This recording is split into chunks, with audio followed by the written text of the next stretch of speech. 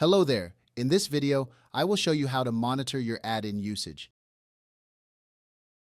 Each coverage you subscribe to has a maximum number of requests you can make in a month.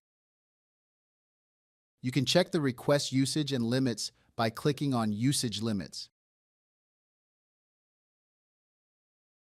Coverage shows all the products and coverages you are subscribed to. Usage Limit displays the maximum number of requests you can make in a month. Requests Made shows the number of requests made this month. These values are reset every month after each new data release. Remaining requests is the number of requests still available for this month. This sheet also shows the day and time the sheet was updated. In case you need a higher usage limit, click on Intratec website to upgrade your plan. Thank you for your attention. Please watch the first extra video to understand the connection field.